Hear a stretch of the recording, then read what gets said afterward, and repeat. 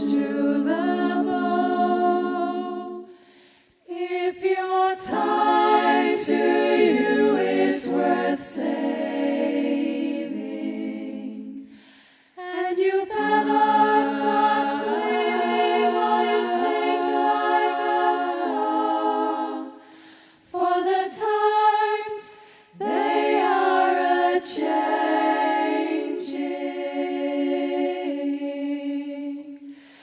Come, mothers and fathers throughout the land, and don't criticize what you can't understand. Your sons and your daughters are beyond your command. Your old road is rapidly aging. Please get out of the new one if you can't lend a hand, for the times they are a-changing.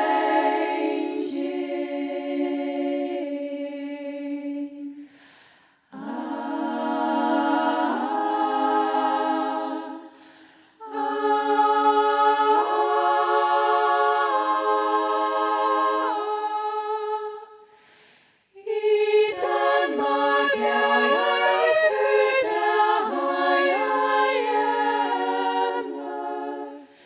Der har jeg rod, derfra min verden går.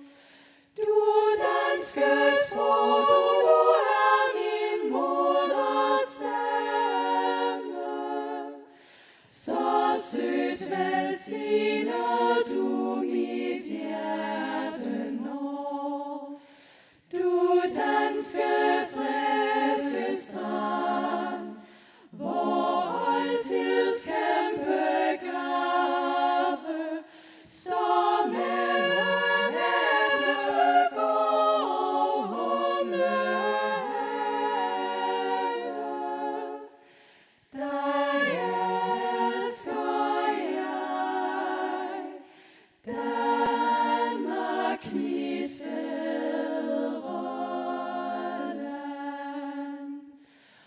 Hvori du sommeren vel blomstersengen, mere rigt end herned til den åbne strand.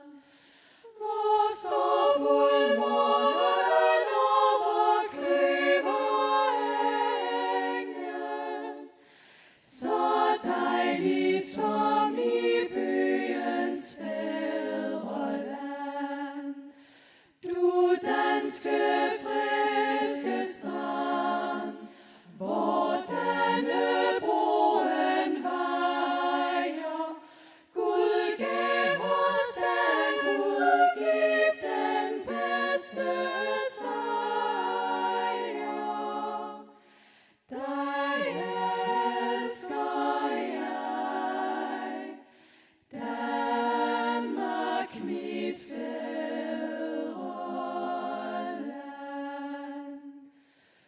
Du land, hvor jeg blev født, hvor jeg har hjemme, hvor jeg har rod, hvorfra min verden går. Hvor sproget er min moders bløde stemme, og som en sød musik mit hjerte når. Du danske friske strand, med vilde svaners rede, i grønne øer mit hjertes hjem hernede. Dig elsker jeg.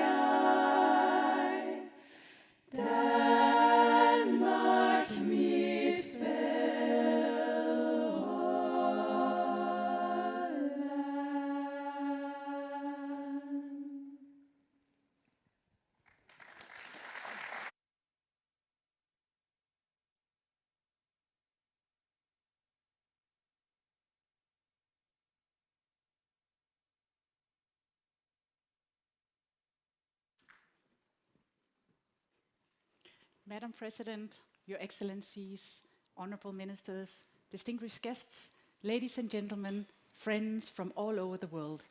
I'm truly honored to warmly welcome you to this name-giving ceremony of the world's first green container vessel.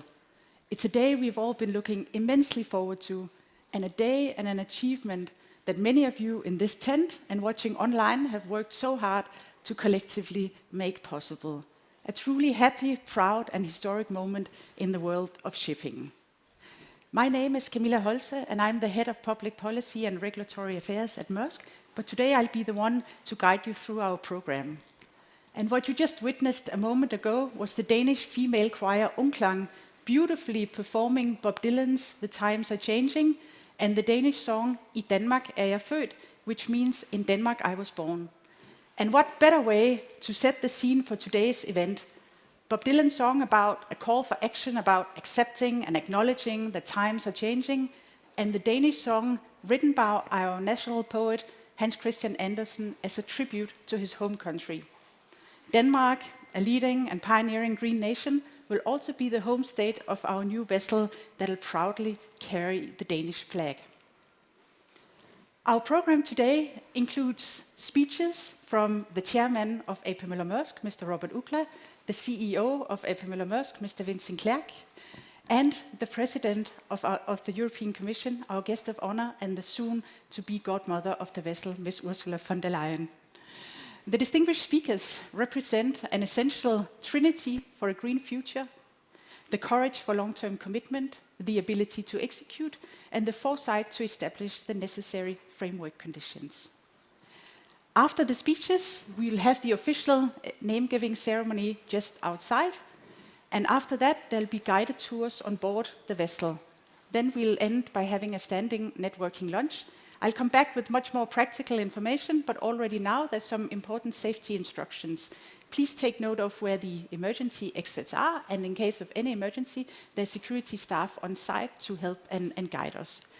But now, without further ado, I'll invite our first speaker, the chairman of A.P. Møller Mærsk, to come on stage and share with us some of your reflections on the green transition, a topic that I know is close to your heart. Mr. Robert Ursula, please.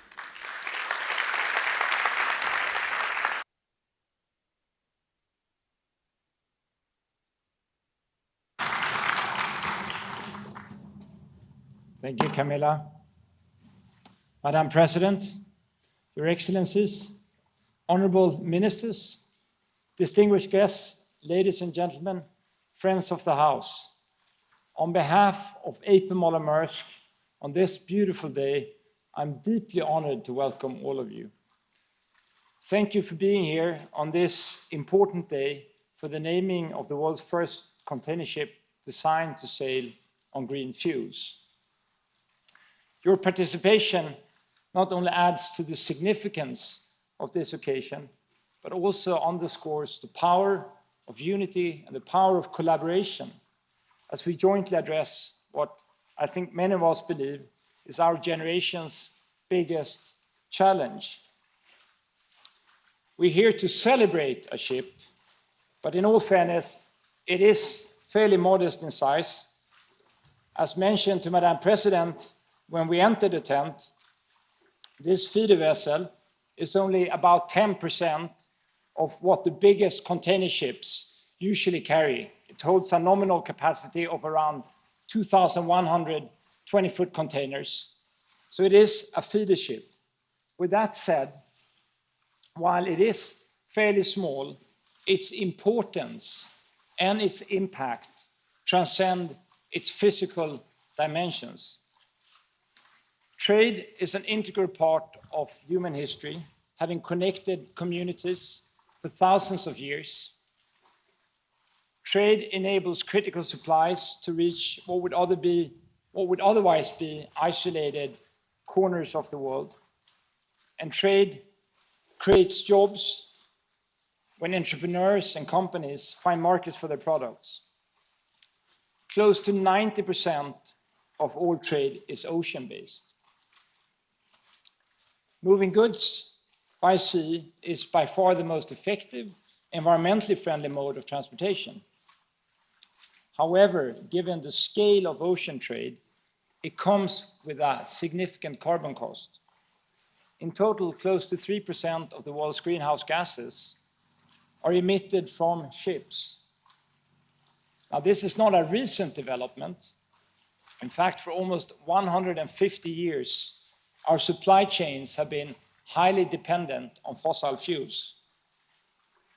The first ship to sail with a Maersk star on its funnel was named Laura. Laura was propelled by a coal-based steam engine. She was designed during the Industrial Revolution, which transformed how we produced and consumed energy as a society. Some years later, our group ordered the first ship with a diesel engine, an equally significant technology.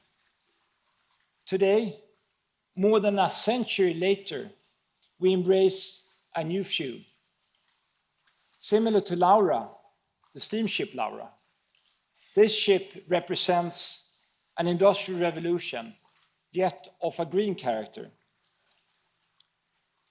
2.5 years ago, many in our industry argued that liquefied natural gas was the future fuel for shipping. But LNG, as we call it, is still a fossil fuel, and its methane slip is considered highly damaging to the environment. At the time, many did not see any green alternatives. A lot has happened in the last few years, and in my humble view, this very ship has become the catalyst for such a change. Next year, from January onwards, Maersk is taking delivery of a series of much bigger ships, all to sail on green methanol. And equally important, there is now a broad and growing followership across our industry.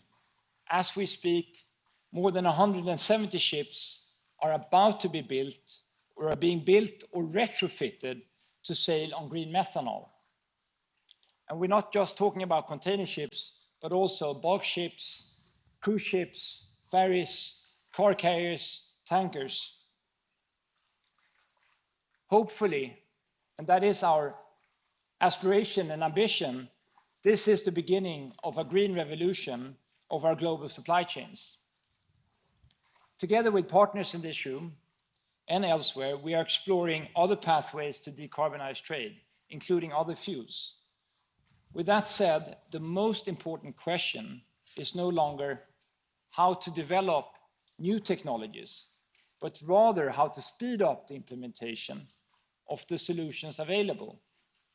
Or to be more direct, as highlighted by the former US President Al Gore, the question is not how to solve the climate crisis, but whether we will do it in time.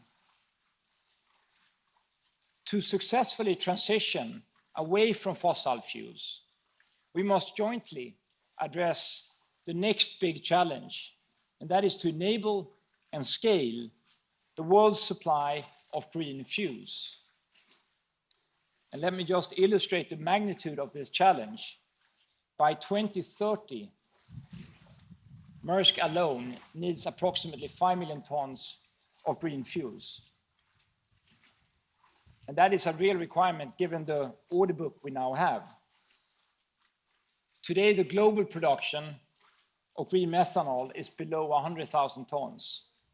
The offtake requirements for green fuels from ourselves and others in shipping are huge.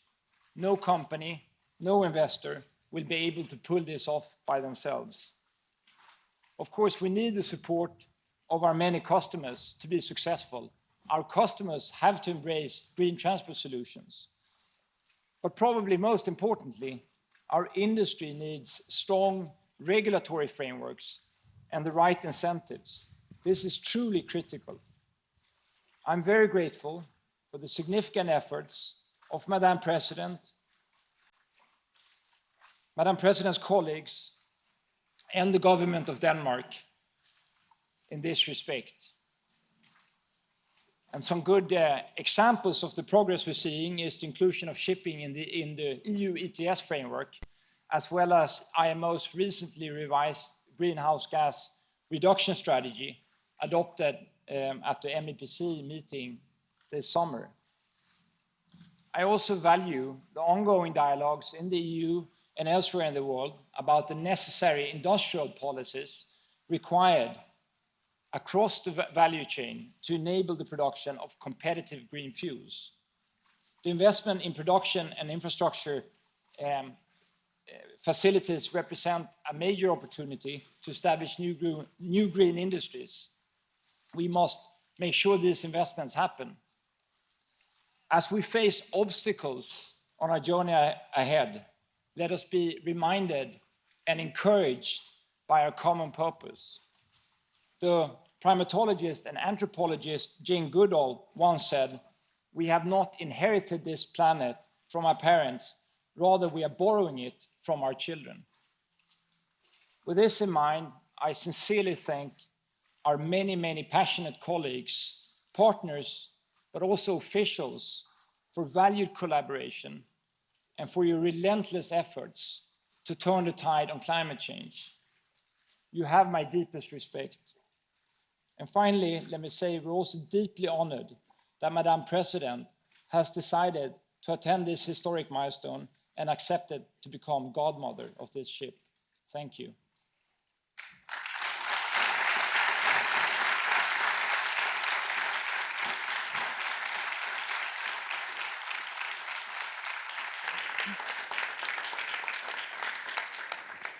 Thank you, Mr. Chairman, for the inspiring words about why the world needs the green transition and what it'll take to get us there. We now have the vessel, but we still need to solve around the cost-competitive green fuels. And that'll be crucial, especially for A.P. Møller-Mærsk and its incoming fleet of green vessels. And who better to talk about that and what it'll take to complete the green transition from a business perspective than the CEO of A.P. Møller-Mærsk. So, Mr. Vincent Clerc, I kindly ask you to come on stage. Thank you.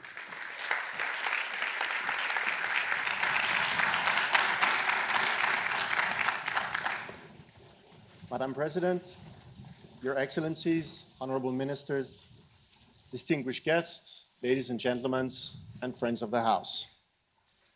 Today marks a significant moment for A.P. Møller-Mærsk, but perhaps more importantly, an inflection point for an entire industry. An industry often linked to its environmental impact, and rightfully so. Across the entirety of the global supply chain, from planes to trucks to railroads, ports and warehouses, the logistics industry accounts for 11% of the global carbon emission. As just highlighted by our chairman, shipping alone, a hard-to-abate sector, makes up 3 of those 11%. The vessel we celebrate today is a crucial first step towards a solution for the shipping industry, but also a step that may encourage and outline a path forward for other hard-to-abate sectors. In 2018, when A.P. Møller-Mærsk announced its industry-first commitment, we frankly did not have a path to get to zero. Our ambition back then was to get our first methanol ship in the water by 2030. Well, it wasn't easy, but we found a path. And today we know how to achieve climate neutrality, and what we are most pleased about is the followership that this ship has seen from the entire industry. In the next few years, this pioneering ship behind us will be joined by more than 100 methanol container vessels ordered by various companies, all dedicated to climate neutrality trajectory. The strong and rapid involvement from the industry is essential to accelerate the innovation and adoption of new technologies. This is fundamentally required to meet our goals. I am convinced that with this ship, we are entering a phase where multiple technologies and solutions can coexist side by side in the same ecosystem while collectively reducing emissions. The first vessel strongly demonstrates that if you want to go beyond, you need to go together. The list of contributors to bring this ship to life is very long. I want to start by expressing my gratitude to our majority owner and our board of directors for their unwavering support and trust that you have extended as we embarked on the decarbonization journey.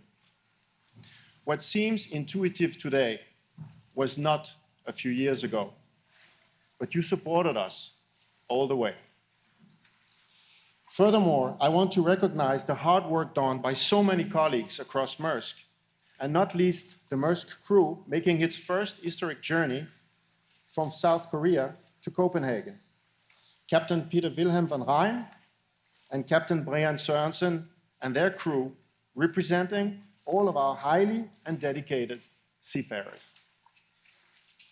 Today's historic milestone is indeed a testament to the collaborative efforts and unwavering support from our partner organization. I'd like to extend my deepest gratitude to our honored partner, the Korean shipyard Hyundai Mipo Dockyard, to our main engine supplier, MAN Energy Solutions, to the auxiliary engine supplier, Hyundai Heavy Industries Engine Machinery Division. Let me also acknowledge the pivotal role of our fuel supplier, OCI, who provided the methanol for this maiden journey, and European Energy, the future primary fuel supplier for this vessel. And until European Energy's plant in southern Denmark becomes fully operational, Equinor will graciously step in as a supplier. I also want to thank all regulators who contributed, including the Danish Maritime Authority for the Danish flag and the American Bureau of Shipping for the vessel classification. Thank you for helping us turn a vision into reality. We set a new standard in the industry and for being such a significant part of this journey. Across the globe, almost 10,000 companies have committed to reach net zero by 2050. 40% of Fortune 500 companies have set binding targets. From a climate perspective, from a human perspective, and from a commercial perspective, the only thing that makes sense is to lean in and accelerate the energy transition. In this transformation, the backing of our customer is vital. And I'd like to extend a genuine thank you to our customers for not only partnering with us, but also for their willingness to co-lead this journey. Since 2019, we have offered low-emission products called Eco Delivery, designed around green fuels compatible with our current fleet. The backing for this has been overwhelming from the start. And hundreds of our most forward-thinking customers are committing to Eco Delivery, some even in contracts that encompass 100% of their shipping needs. What's equally important to us is helping customers decarbonize their entire supply chain end to end. As such, our efforts are not only addressing just the 3% emission from shipping, but also the broader 11% from the entire global supply chain. On land, we are building green warehouses, electrifying our terminals, and we have close to 500 electric trucks in service or in order at this time. At sea, our new green vessel that we are celebrating today will give us valuable experience with operation on green methanol, enabling greater impact once fuel volumes are secured for the larger vessels that we have in order. Green methanol is our fuel of choice, not because it is our fuel of choice now, because it is the only scalable solution that can meet the net zero requirements. Neither we nor the climate can afford complacency or waiting for other solutions to emerge in the late 2020s. In the past 2 years, we have locked orders for 25 ships able to operate on green methanol. 19 of those are already in production. And they will be in the sea by 2025. Transition in the propulsion of a vessel is very rare. We have seen three major changes in the past 140 years of existence of our company. And Maersk has taken part in all three. They were all revolution, but they all took time. Now we embark on the next transition, this time as a first mover. We like to see it as a testament that when we unite to determine efforts and partnerships, a tangible and optimistic path forward to a sustainable future will emerge. We have looked forward to this day. It is a long-awaited culmination of the efforts of many individuals and years of united work.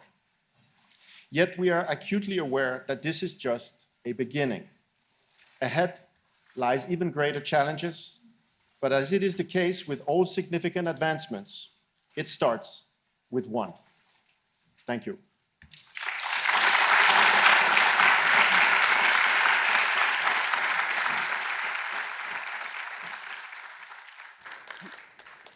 Thank you, Mr. Vincent Clerc. We can do a lot, but we cannot do it alone. Both you and the chairman mentioned the importance of political will and supporting EU and international regulation. As a true pioneer of the green transition of Europe, you have been instrumental in including shipping in the green framework, making this vessel the living proof of the EU's Green Deal in action. It's therefore my immense honor to welcome the President of the European Commission, Ms. Ursula von der Leyen, to the stage. Thank you.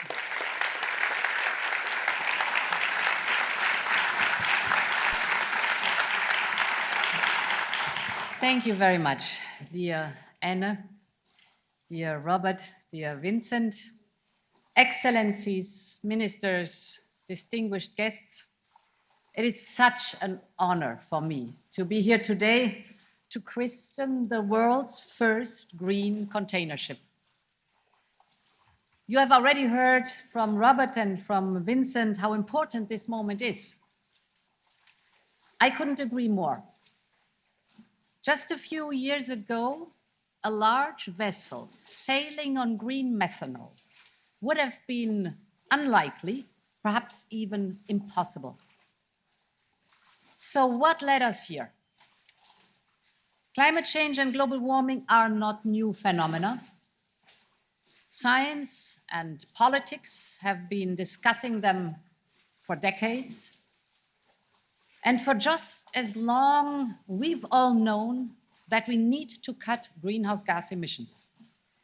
Yet when I took office 4 years ago, the idea of a net zero shipping sector was nothing just but a dream. Something was still missing to trigger big investments in climate-friendly technologies.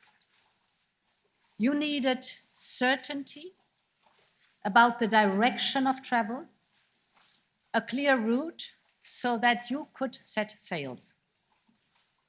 And we answered your call. In 2019, the European Commission put forward the European Green Deal, not only with a clear vision for Europe to become the first climate-neutral continent, but also with binding law, which all our 27 member states, the biggest economic bloc on Earth, signed up to. And this has created the predictability you needed to act.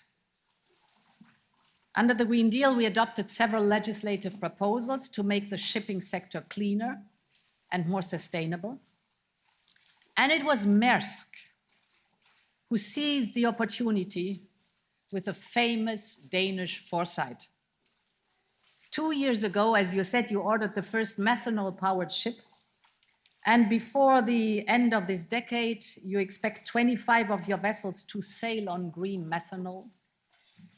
This will save 2.75 million tons of CO2 per year. And thanks to green fuels to be produced here in Denmark by solar power. What an achievement. What you have achieved needed vision and it needed leadership. And joining forces. We have all understood that we are in this transition together. The European Green Deal aligns political ambition and public investment with private investment and innovation. And this beautiful ship is a first fruit of this cooperation. And there is a second element I want to highlight. Not only did Maersk see the direction of travel, but pioneers like you are shaping the economy of the future. This event is a big deal, not only for Europe, but for the whole world. As you said, 90% of the world trade is carried by sea. International shipping represents 3% of the global greenhouse gas emissions. By successfully decarbonizing shipping, we're not only promoting our fight against climate change, we're also creating new supply chains, new industries, and thousands of new good jobs. And this is the reason why the European Green Deal is delivering, because we are marrying ecological responsibility with economic opportunity. The next priority is to secure green fuels, as you said, at scale. Take hydrogen. By 2030, we aim to produce and import 20 million tons of renewable hydrogen each year in the European Union. This is possible because we are already deploying renewable energy like never before. This year, for the first time in Europe, we generated more electricity from wind and sun than from gas. And with abundant and affordable renewables, there will, of course, be more investment into alternative fuels like green hydrogen, like ammonia, and like methanol. And because shipping is global, our efforts don't stop at Europe. We worked hard, as you said, within the International Maritime Organization towards ambitious global action. The agreement reached last July to cut the carbon footprint of international maritime transport is a real milestone, a real milestone. We have to build on that and combine it with a robust global pricing mechanism for greenhouse gas emissions in the maritime sector. And this will then protect first movers like you are here at Maersk. It will empower more pioneers to follow your example and sustainably sail at high seas. And it could create not only global revenues for domestic innovation, but also support developing economies and emerging markets. Support them in innovating and in coping with the fallout of climate change. Dear guests, this ship, this moment, embodies Europe's decision to pioneer the fight against climate change. We're turning a noble generational task into a new growth strategy. On this journey, only the horizon is our limit.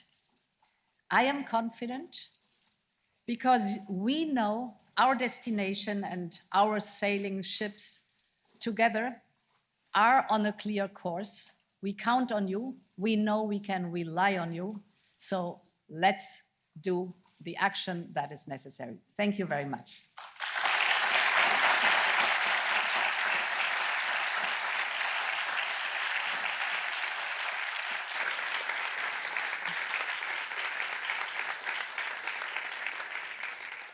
Thank you, Madam President. We're truly grateful to have you in this historical ceremony. Having you as the godmother of our vessel is a testament to your personal commitment to the energy transition of Europe and what we see as public-private partnership when it's best. We now move on to the next part of the agenda, and I think the moment we've all been waiting for, namely the official name-giving ceremony of the vessel. So ceremonial naming of ships is a long-standing and very important naval tradition that dates back thousands of years. with varying specifics, of course, but with the overall aim of ensuring the cruise and the vessel's safety at sea. The ceremony that you'll now witness actually dates back to the Vikings, so do expect some noise and some horns. After the ceremony, there'll be a godmother photo, and then the first group will go on board the vessel, while the rest of us enjoy another performance by the choir Unklang that you heard before. Then we'll all be guided to the lunch area, where we'll have a standing lunch, where in parallel with the next groups going on board the vessel. Madam President, Your Excellencies, honorable ministers, distinguished guests, ladies and gentlemen, I now kindly request you to kindly exit the tent, and there'll be staff to guide you where to stand, but please approach the platform. And I think with that, there's only left for me to wish you all an enjoyable and memorable name-giving event. Thank you.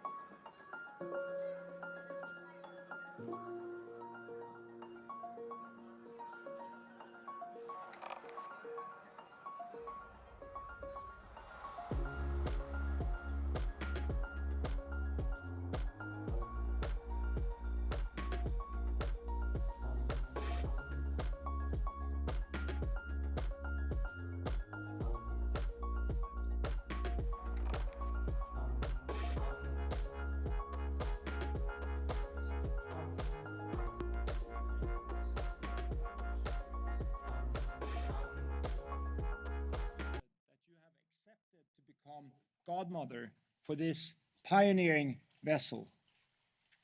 Will you please do us the honor of naming the vessel?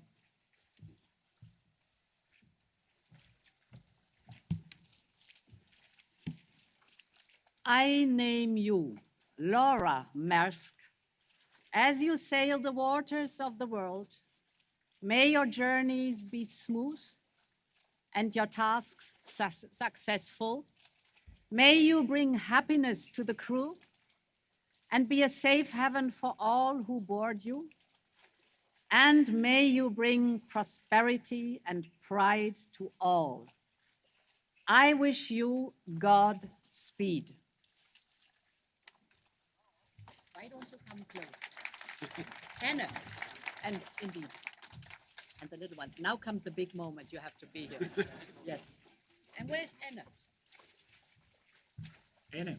Anna, why don't you come? So, why don't you come? You can have a look here. And where's the little one? Ah, here. And there's the girl. And now I try to press this button.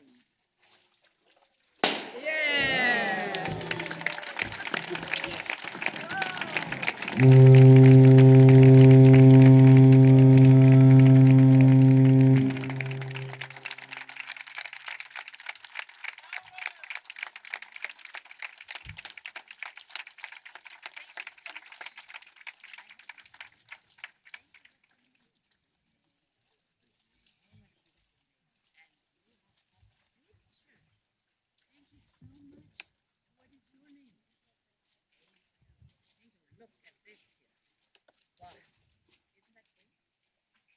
think we need one photo with the family here.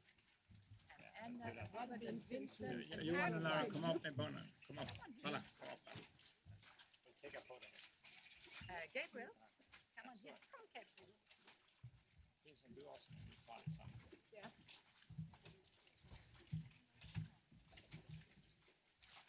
So, and you know what? Look to all these people there.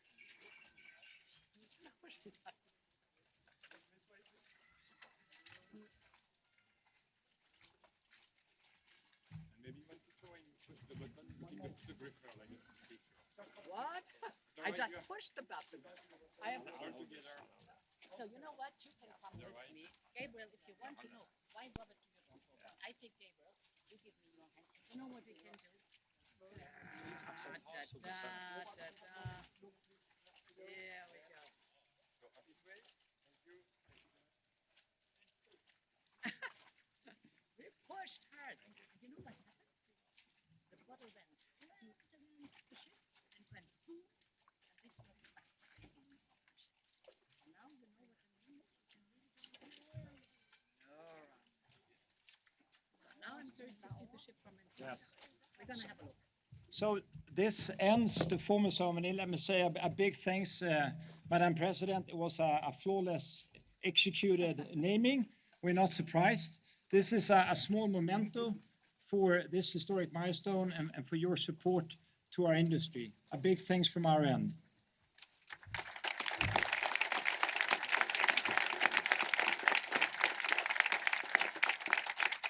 Now we have to do a photo with the godmother. Okay. Go around here. Okay. We apparently want one more photo down here.